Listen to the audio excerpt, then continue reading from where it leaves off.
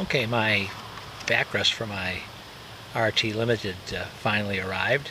A little concerned. It basically came in a cardboard box with the backrest wrapped and these parts, and then some instructions that basically say the kit must be installed by authorized BRP dealers or qualified mechanic, and mandatory to follow the kit installation and operation instructions that can be found at, and then it gives you a link, or says you can ask your authorized dealer to provide you a printed copy. Well, they didn't provide me with a printed copy when they shipped it to me, so I'm going to have to go to the link to see how it's done. So I'm going to have a couple different segments here to show the different elements of it, but then again, this is all that comes with it.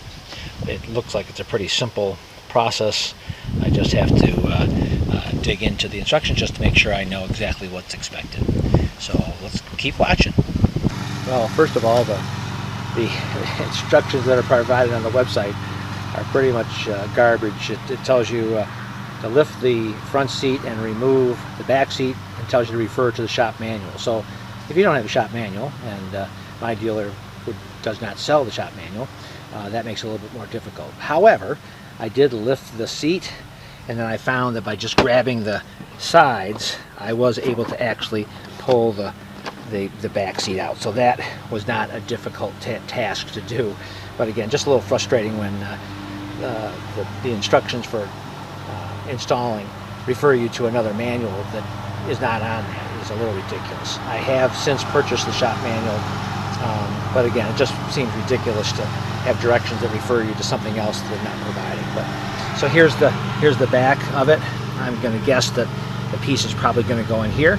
So I'm going to grab that, take a look, and see how it looks, and go from there. And again, I'll keep going with the demonstration and installation instructions. Okay, a little bit of a warning for you.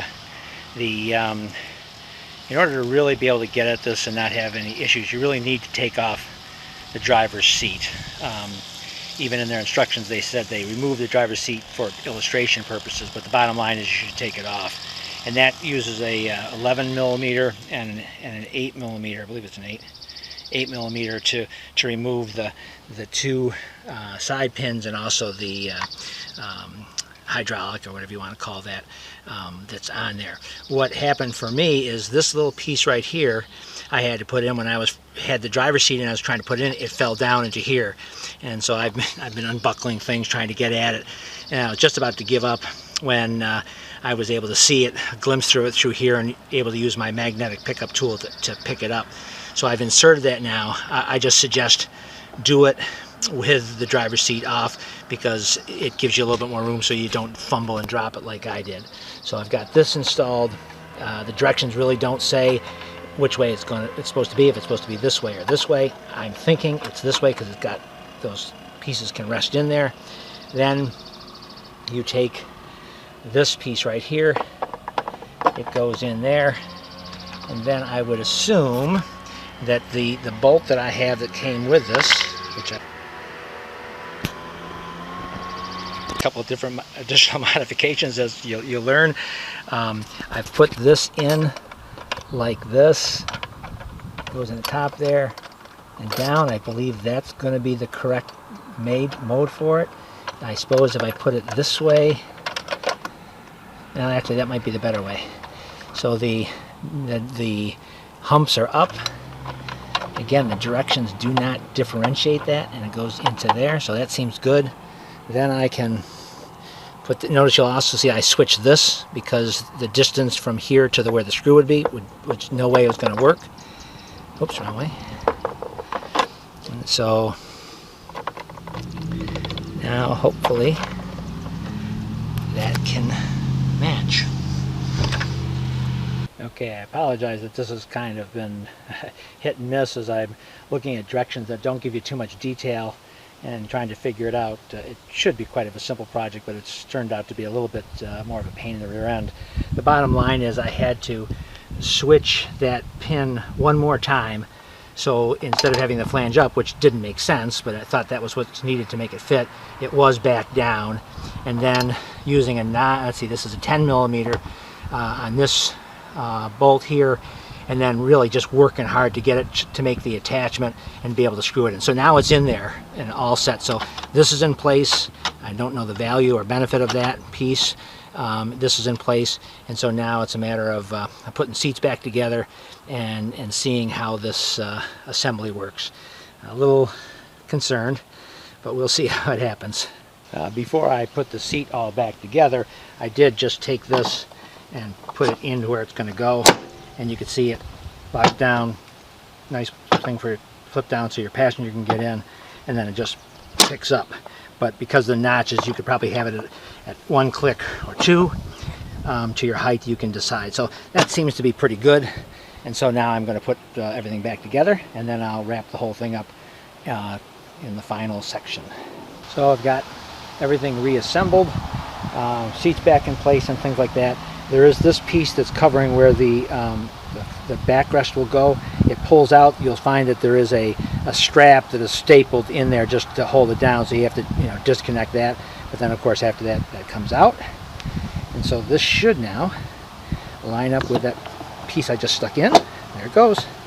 And so we've got a backrest in there, and I believe it folds forward so the passenger can get on easier. And then we can also bring it up to a little bit different height. So finally it came in. I think that's going to make my rides a little bit more enjoyable.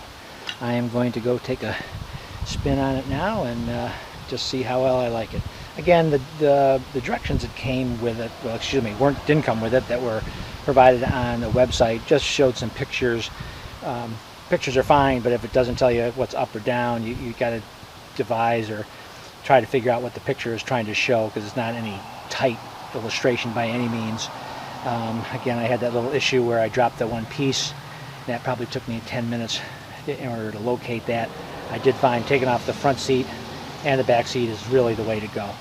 If otherwise, if you just follow those instructions, it should be a 15-20 minute project. It really shouldn't take as long as it took me because of those little glitches I had. So again, take off the front seat, take off the back seat.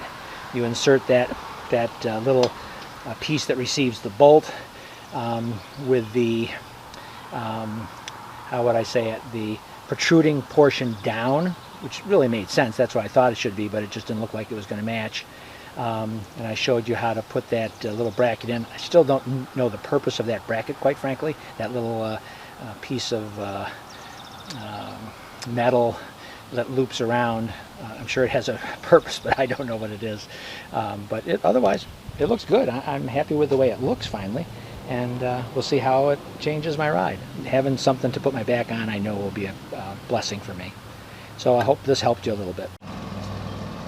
Okay, took a test ride with it, and just amazing difference it made for me. As I've said in earlier posts, I'm 6'2", and just having this at my back now, I immediately, without even thinking about it, my grip on the handlebars was much lighter because my back is up against something. It's the position with this Spider RT. My hands aren't not fully extended, my arms aren't fully extended to be at the back. It's just a comfortable ride. My back is immediately supported by the backrest, and again, it made my ride much easier. I like to do long rides. I'm planning to do Florida. I've also got grandkids in Kentucky, grandkids in Pennsylvania, and then in 2022 I'm going to ride Route 66 again, do a round trip, come back, but I won't come back on Route 66. So that's about 3,000 miles each way, maybe a little bit more, maybe a little bit less. So, 6,500 miles or so probably total when I do that in 2022. So the backrest, huge benefit. I'm glad I had it purchased when I got the bike. Too bad it didn't come in with the bike, but it's installed now. It's comfortable. I really like it. Again, the instructions for installation are terrible, but it really isn't a hard piece. You just have to really think it through, that's all. The pictures on the directions, maybe because I was using my iPhone, maybe that's didn't give them the best view, but the bottom line is it really should only take 15-20 minutes to install if you do it. So I hope if you get the backrest, you'll find it as satisfying as I have, and enjoy the ride.